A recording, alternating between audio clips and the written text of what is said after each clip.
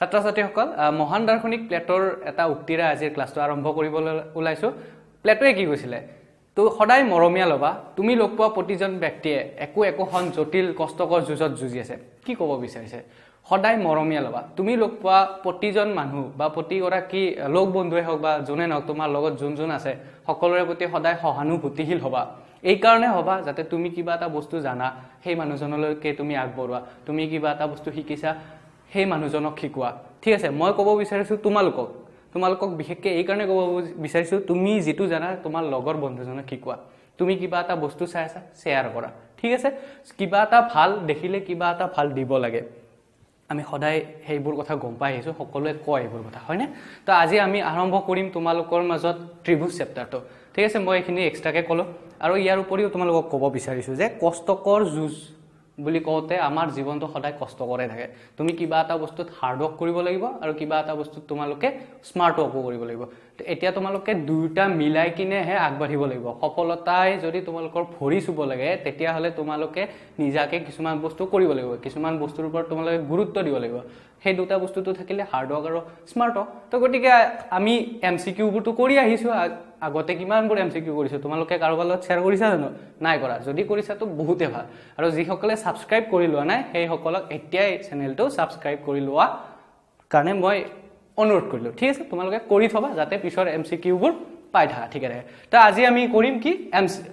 ত্ৰিভুজ চেপ্টাৰটো তোমালোকৰ মাজত আজি লৈ আহিছো ত্ৰিভুজ চেপ্টাৰৰ কেইটামান এমসিকিউ যিবোৰ এমসিকিউ দি আছো গোটেইখিনিয়ে পৰীক্ষাত আহাৰ কাৰণে আমি আশা ৰাখিছো তোমালোকে যি 1 নম্বৰ বা 2 নম্বৰ এমসিকিউ আহিব প্ৰত্যেকটো চেপ্টাৰৰ পৰা সেইখিনি ইয়াৰ পৰা থাকিব বুলি আমি আশা ৰাখিছো ঠিক আছে কন্টিনিউ চাই যাওয়া তো ইয়াতে প্ৰশ্নটো দিছে যদি দুটা ত্ৰিভুজৰ অনুপাত 4:9 তেন্তে ত্ৰিভুজ দুটাৰ কালিৰ অনুপাত হ'ব অপচনত দিছে কি 2:3 4:9 81:16 16:81 কি কৈছে ইয়াতে দুটা ত্ৰিভুজ যদি দুটা সদৃশ ত্ৰিভুজৰ কালিৰ অনুপাত সেই ত্ৰিভুজ দুটাৰ অনুপাত যেটো আছে অনুৰূপ বাহুৰ অনুপাতৰ বৰ্গৰ সমান মই লিখি থৈছো বাৰু এটো দুটা সদৃশ ত্ৰিভুজৰ কালিৰ অনুপাত সিহঁতৰ অনুৰূপ বাহুৰ অনুপাতৰ বৰ্গৰ সমান মানে কি ক'ব বিচাৰিছে ঠিক আছে মই যদি দুটা ত্ৰিভুজ ড্ৰ কৰি লও এ বি সি আৰু পি কিউ আৰ ঠিক আছে ধৰি ললো এই দুটা ত্ৰিভুজ সদৃশ ঠিক আছে ইয়াৰে কি বুলি ক'লে দুটা বাহু এক second AB is to PQ কিমান বুলি ক'লে 4:9 ঠিক আছে তো AB is to PQ কিমান দিলে 4:9 তো ডাইৰেক্ট ফৰ্মুলা পৰা আমি চাও কি কৈছে দুটা সদৃশ ত্ৰিভুজৰ কালিৰ অনুপাত সিহঁতৰ অনুৰূপ বাহুৰ অনুপাতৰ বৰ্গৰ সমান তো সিহঁতৰ বাহুৰ কি পালো আমি বাহুৰ দিয়া আছে না অনুৰূপ এটা অনুপাত দিয়া আছে বাহুৰ তো ইয়াৰ কি হ'ব বৰ্গৰ সমান হ'ব এই দুটাৰ যি কালি থাকিব ধৰা এৰিয়া অফ বুলি ক'লো এৰিয়া মানে যেহেতু কালি হয় না তো এৰিয়া অফ ত্ৰিভুজ এ বি সি অনুপাত এৰিয়া অফ ত্ৰিভুজ পি কিউ আৰ কিমান হয় A B square P Q square বুজি পাইছা একেবাৰে সহজ ডাইৰেক্ট ফৰ্মুলাৰ ভিতৰতে আহি গৈছে নহয় জানো 4 স্কয়াৰ বাই 9 স্কয়াৰ 16/81 অপচনত আছে নে নাই যদি অপচনত এইটো আছে তেতিয়ালে তোমালোকৰ কোনটো হ'ব 16:81 যদি মই হাইলাইট কৰি দিও বস্তুটো তেতিয়ালে তোমালোকে ভালদৰে গম পাবা ঠিক আছে এটো হ'ব তোমালোকৰ ৰাইট আনসাৰ তো নেক্সট আমি কোৱেশ্চনৰ ফালে কি কৰিম আগবাঢ়িম তো ইয়াতে দিয়া আছে এটা সমদ্বিবাহু ত্ৰিভুজ বুলি কোৱাৰ লগে আমাৰ মনত কি আহিছে দুটা বাহু সদায় সমান হ'ব ঠিক আছে যত সি এংগল সি কিমান 90 ডিগ্ৰী আৰু যদি AC সমান 6 সেন্টিমিটাৰ হয় তেন্তে আমাক কি লাগে AB লাগে তো এতিয়া আমি তো ত্ৰিভুজটো ড্ৰ কৰি লও সমদ্বিবাহু ত্ৰিভুজ ঠিক আছে মই বাৰু এনেকৈ ড্ৰ কৰিছো লক্ষ্য ৰাখিবা দুটা বাহু সমান বুলি ঠিক আছে আমি এটো ধৰি ললো যাৰ দুটা বাহু সমান আছে তো ইয়াতে কৈছে কি এংগল সি এটো 90 ডিগ্ৰী হয়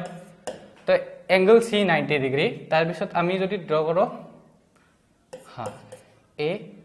এটো বি এই দুটা দি দিলো তো ইয়াতে কৈছে AB AC 6 AC এটো 6 যদি এটো 6 হয় তেন্তে এটো কি হ'ব 6 হ'ব আমাক লাগে কি AB লাগে তো আমি নৰ্মেলি কিহৰ পৰা ল'ব পাৰিম পাইথাগোৰাছৰ উপপাদ্যৰ পৰা আমি যদি চাব যাওঁ তেতিয়া হলে কৰ্ণ স্কয়াৰ তাৰপিছত ভূমি স্কয়াৰ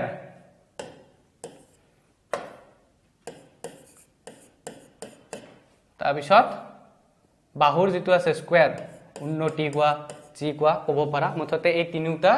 বাহুৰে এটা কম্বিনেশন হয় এই পাইথাগোৰাছৰ উপপাদ্যটো ঠিক আছে bc স্কয়াৰ কিমান দিয়া আছে যেহেতু দুটা সমান হয় দুটাই 6 স্কয়াৰ আমি এনেকৈ লিখিব পাৰো 2 * 6 স্কয়াৰ পাৰোনে নাই যেহেতু দুটা বস্তু দিয়া আছে তো হেতু আমি কি বুলি কও যেহেতু দুটাই হয় না পূৰণ কৰিলেও এনেকৈ লিখিব পাৰো বা যদি তোমালোকে বেছি কনফিউজ হোৱা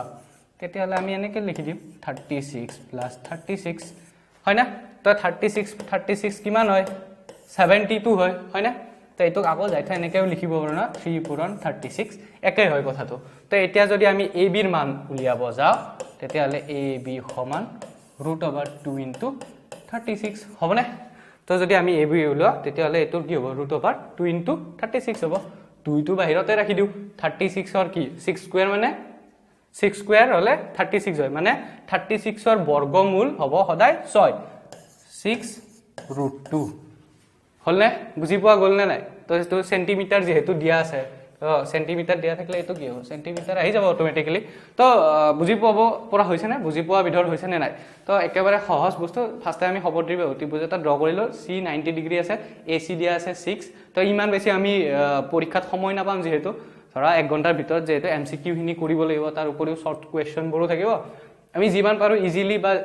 মুৰৰ ভিতৰতে বা মনৰ ভিতৰতে গোটেইখিনি আমি কমপ্লিট কৰি উলিয়াব লাগিব ঠিক আছে কিছুমান বস্তু আমি এনসাৰৰ ফালৰ পৰা চাব লাগিব তো এটো কি কৈছে সমকোণী ত্ৰিভুজ দিছে ABC ৰ যত A এংগল A কিমান 90 ডিগ্ৰী দিছে AD পাৰপেন্ডিকুলাৰ কিহৰ BC ঠিক আছে মই ত্ৰিভুজটো ড্ৰ কৰো ঠিক আছে এটো এটা সমকোণী ত্ৰিভুজ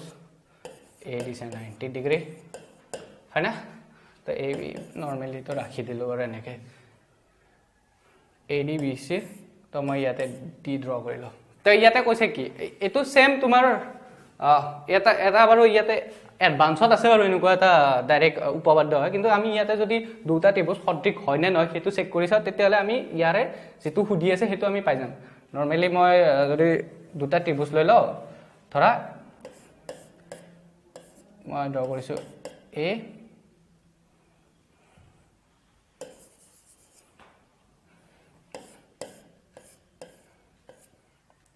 যদি এটো A ৰাখো এটো D হ'ব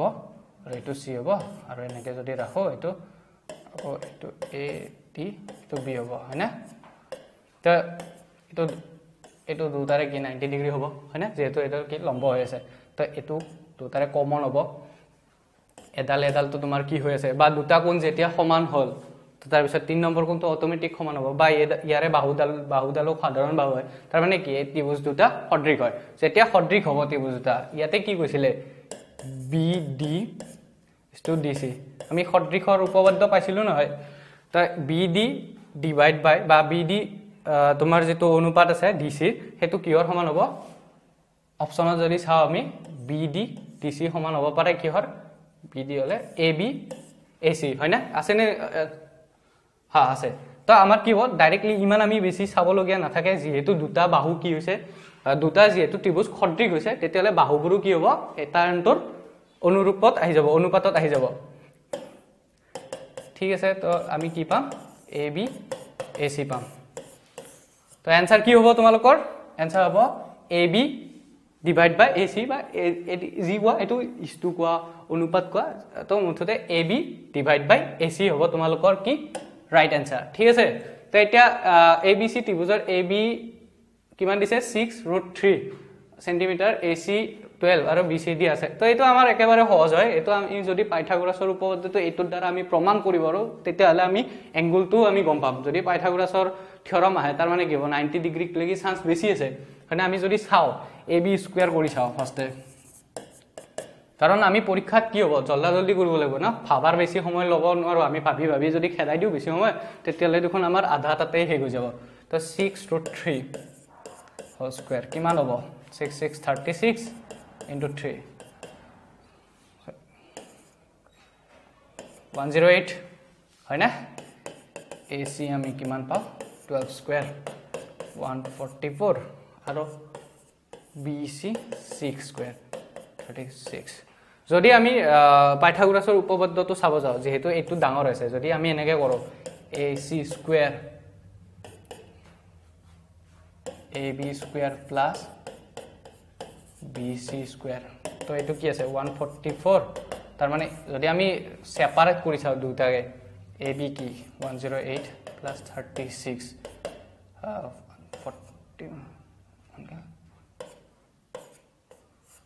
144 হয়েছে দুটা তার মানে কি হল দুটা সমান হয়েছে ই তার মানে পাইথাগোৰাছৰ উপপাদ্যটো কি কৰিব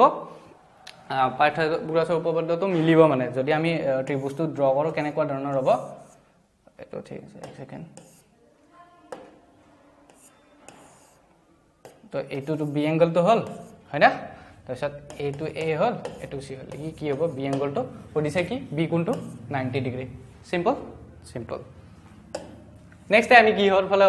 এটো সেম কোৱেশ্চন এটো তোমালোকৰ হোমৱৰ্কৰ বাবে ৰাখি দিছো তোমালোকে কৰি উঠি মোক কি কৰিবা কমেন্টত জনাই দিবা যি সকলে কৰিছা ভাল কথা হ'ব যি সকলে কৰা নাই বহুত দেৰি হৈ গৈছে বাবাহত তোমালোকে পঢ়াৰ সময় আহি পৰিছে তোমালোকে কি 6 নম্বৰ কোৱেশ্চনটোৰ পালে যদি আমি আহো কি কৈছে ABC আৰু DEF দুটা সমদ্বিবাহু ত্ৰিভুজ যত D BC ৰ মধ্যবিন্দু হয় তাৰ পিছত ত্ৰিভুজ ABC আৰু DEF আর কালি আমি কি অনুপাত হ'ব এটো চাই লব ঠিক আছে আমি প্ৰথমতে এটা সমদ্বিবাহু ত্ৰিভুজ ABC ঠিক আছে তো আমি এটো কি কৰিলো ড্ৰ কৰিলো আৰু এটা নেক্সট আমি যেহেতু BC D টু দিয়া আছে আমি এনেকে এটা ত্ৰিভুজ DEF DEF ড্ৰ কৰিলো ঠিক আছে একেবাৰে সহজ তো আমি এটা সূত্ৰ আমি আগতেও পাইছিলো কি প্ৰথম যেটো আমাৰ কোৱেশ্চন আছিল হেতু তো কৰিছিল দুটা যদি সদৃশ ত্ৰিভুজৰ কালিৰ অনুপাত যেটো আছে সেই ত্ৰিভুজ দুটাৰ অনুৰূপ বাহুৰ কিহৰ সমান বাহুৰ সমান অনুৰূপ যেটো আছে বাহু দুটাৰ সমান বৰ্গৰ সমান ঠিক আছে তো এতিয়া আমি যদি চাব যাও ত্ৰিভুজ ফাৰ্স্ট এটো ABC তো থাকিলে তাৰ উপৰিও যদি আমি এটো ল BDE বা EDE বুজি পাইছা না মই কি ক'ব বিচাৰিছো ত্ৰিভুজ দুটা লৈ ললো ইয়াৰে কি কৈছে area of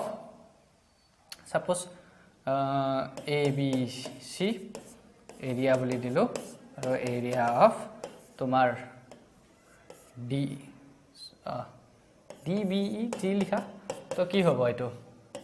BC square by BD square নহয় না বাৰু তো BC হ'ব 2 into BD আৰু এটো হ'ব BD স্কয়াৰ এটো হল 4BD স্কয়াৰ আৰু এটো BD স্কয়াৰ এটো কাটা গল 1 থাকিলে তাৰ মানে কি হল 4:1 তো এনেকৈ আমি কৰিব আৰু এটা প্ৰকাৰ আমি লব একেবাৰে সহজ একেবাৰে কনসেপচুয়ালি বা আমি কোৱেশ্চনটো যেটো পঢ়ি চাই বলে যদি আমি ডায়াগ্ৰামটো ড্ৰ কৰিলো তেতিয়ালে আমি কি পাম তো ইয়াতে যদি আমি ইয়াতে কেইটা মানে আমাৰ এই ত্ৰিভুজটোত ABC যেটো আছে ইয়াৰে কালি কি হ'ব 4 হ'ব 4টাকে ধৰি ললো আমি 4 হল আৰু এই DEF তোৰ কি কিমান হ'ব কালি 1 হ'ব এইটো যদি 4 হয় কাৰণ 4টা থাক নাই জানো মানে কালিটোক আমি 4টা ভাগত কি কৰিছো ভগাইছো তো এইটো যদি 4 হয় এটোত কি হল 1 হল তাৰ মানে কি হল 4:1 হল বুজি পাইছানে কি কৈছো ABC মেইন যেটো ত্ৰিভুজ আছে হেতু আমি 4টা ভাগ কৰি ললো তাৰ মানে ইয়াৰ এৰিয়া কিমান হল 4 হল আৰু DEF যেটো আছে হেতু এটাই বুলি এৰিয়া বুলি ধৰি ললো তেতিয়ালে আমাৰ কি হ'ব 4:1 হ'ব বুজি পোৱা গৈছে নে না বুজি পাইছা যদি আমি নেক্সট কোৱেশ্চনৰ ফালে আহো তো ইয়াতে আমাক কি কৈছে ABC আৰু DEF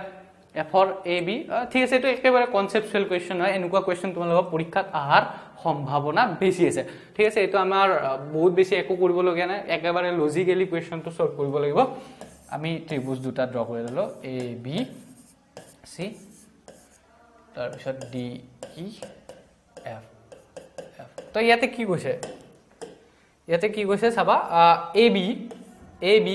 যদি ত্ৰিভুজ দুটাৰ কি কৈছে AB আৰু DE AB DE কাৰ সমান বুলি কৈছে BC আৰু FD ঠিক আছে EF ও নহয় DF ও নহয় কৈছে FD সরি FD ইয়াৰ মাজৰ আমি যদি চাও ইয়াতে সব এংগল কেটাৰ কথা হৈছে তে এংগল কেটা তোমাৰ এনেকুৱা তো হ'ব নোৱাৰে ন এৰ লগত ডিৰ কিবা ৰিলেট হৈ আছে এ টো আমাৰ হেৰিটোৰ ভিতৰত আহিয়ে পৰা নাই এ বিৰ যিটো আছে এই বাহুডালটো এইফালে আছে এ চিটো কোৱা নাই তো গতিকে আমাৰ কি হ'ব একেবাৰে যদি ডাইৰেক্ট চাব যাওঁ এ বি চি এই যি এংগলটো আছে এ বি চিৰ এই বি এংগলটো আৰু এইফালে যদি চাব যাওঁ